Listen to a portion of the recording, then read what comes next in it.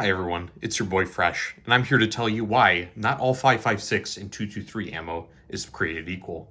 As for the usual disclaimers, I'm not affiliated with any ammunition manufacturer, distributor, or individual outfit. I'm just here to collect some data and share it with my audience.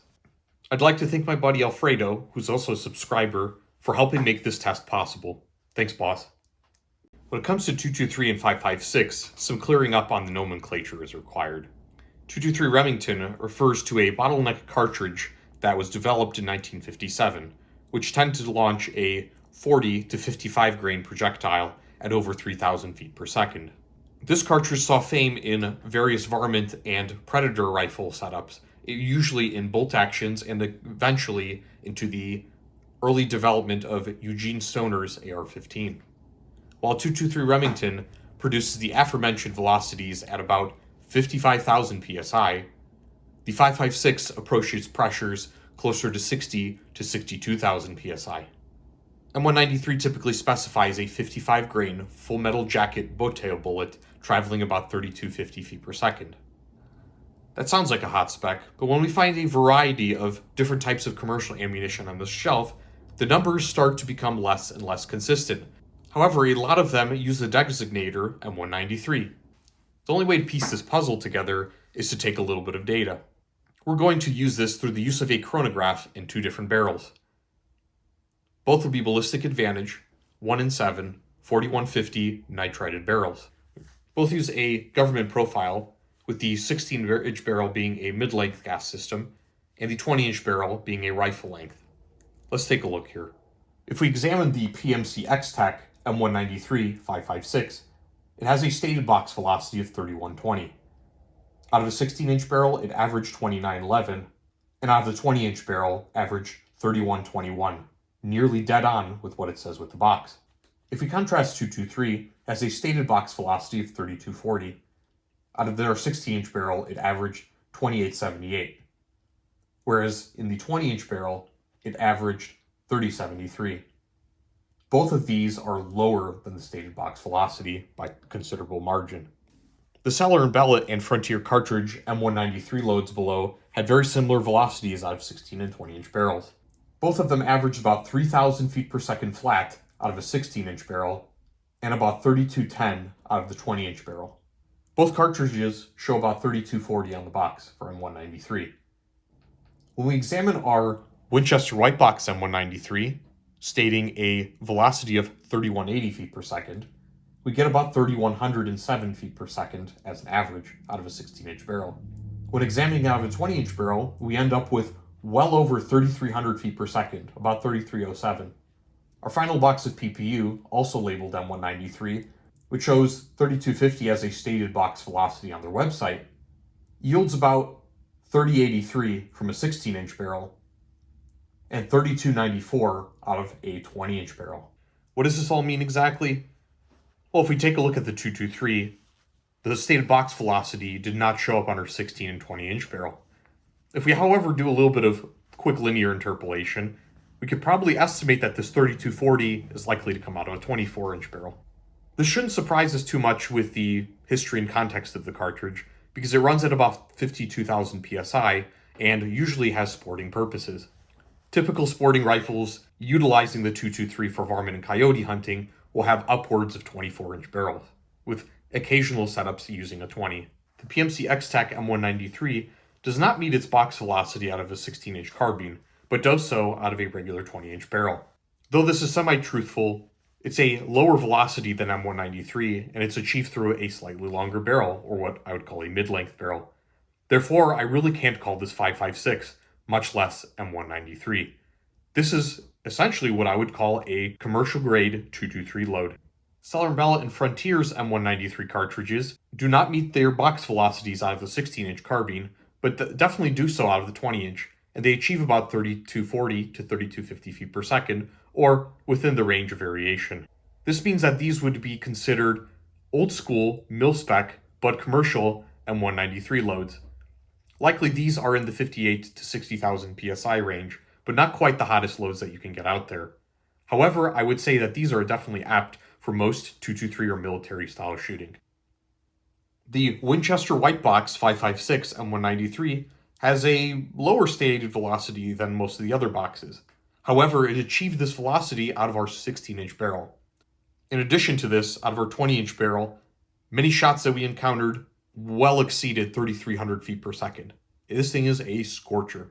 This one is likely what I would call a full-power, modern mil-spec 5.56 M193 load, and is likely used by modern militaries today.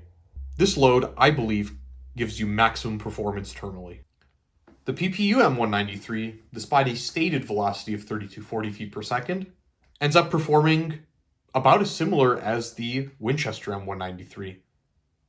It reached about the 3,100 range out of a 16-inch barrel, and occasionally reached 3,300 in the 20-inch barrel.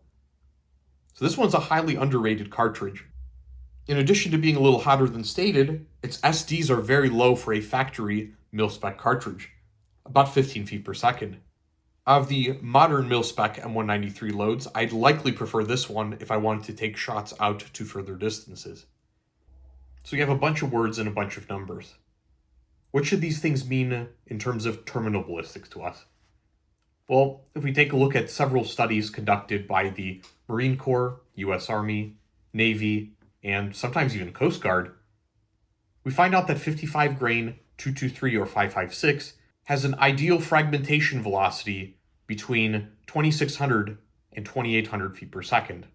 Some percentage of fragmentation is better than none, right? Let's think about a minimum velocity or set a minimum velocity threshold for reliable expansion or fragmentation for soft targets. As the bullet leaves the muzzle, it starts to immediately lose kinetic energy due to the friction of the air. It likely checks out, though not 100% linearly, that the faster it leaves the muzzle, the longer the distance it can maintain the most kinetic energy. Due to geometric factors, some bullets may have diminishing returns going faster and faster out of certain barrels. This 55 grain full metal jacket boat tail is enough for our demonstration. With a muzzle velocity of around 2,900 feet per second, we can expect a minimum fragmentation velocity between 50 to 100 yards. Let's call it 75 yards. With 3,000 feet per second out of the muzzle, we can expect a fragmentation velocity at around 100 yards. When we get into 3,100 range, we're probably going to be a little bit closer to 125 yards, somewhere between 100 to 150. If we get into 3,250 or 3,200 range, we can expect our fragmentation velocity to occur somewhere above 150 yards. When we get into 3,300 range, however, we're able to maintain quite a bit of this energy out to 175 yards. So which velocity would you want exactly? Well, it's highly dependent upon your mission criteria. If you want to use practice ammo, I would suggest getting the lowest velocity ammo that you can, which produces the highest amount of pressure to be able to cycle your weapon. An adjustable gas block allows you to have greater flexibility across all these different loads. When it comes to shooting steel or paper, it doesn't matter all that much. However, it does matter when it comes to zeroing. If you want to maximize the terminal effects or maximize the distance for fragmentation, I would end up with a setup with a longer barrel and the hottest load that you can possibly get. If you want to maximize your terminal ballistics but keep the package as short as possible, I would also go with the hottest load that you can get. If your engagement distances are 100 yards and in, the 223 and PMC X-Tac will do fine. For most other distances, Frontier, Cellar and Ballet, and the Winchester White Box and PPU can usually cover the rest of the distances pretty well, and at both barrel lengths. From a purely external ballistic standpoint, any of these will probably do fine. If we come up with an upper limit for our terminal ballistics themselves, whether it be for suppressive fire or potentially just regular recreational target shooting, we can set a threshold of 1,100 feet per second as when the bullet becomes transonic and therefore highly unstable at various distances, which may open up your group sizes significantly. Our X-Tac and 223 loads are likely going to be in this particular region, where at about 600 yards they begin to lose steam and the group sizes begin to open up significantly. When you graduate to about a 20-inch barrel, you can expect that distance to increase to potentially 650 yards. Our authentic M193, our PPU and 5.56 Winchester M193, would likely still maintain some supersonic velocities out to about 650 out of a 16-inch barrel. The PMC X-Tac would be about fine at that distance out of a 20-inch. When you cross into that 3240 territory, you can reach out to about 700 yards and still stay somewhat supersonic. The 223 could probably be flexed with this out of a 24-inch barrel, not practical for tactical applications. The Frontier and Cellar and Bellet will do more than fine with this out of a 20-inch barrel. You can start to see here that some signs of diminishing returns, perhaps, when it comes to getting to 3,300 feet per second. Though you get an extra 50 yards potentially of terminal performance, you get less than 50 yards when it comes to external performance in maintaining a supersonic velocity. At 3,300 feet per second, meaning a 20-inch barrel with the hotter 5.56 loads, you're likely still going to be hamstrung at around 700 to 725 yards at sea level. So what if you encounter a load, whether it be 223 or 5.56, that's not shown here on the screen?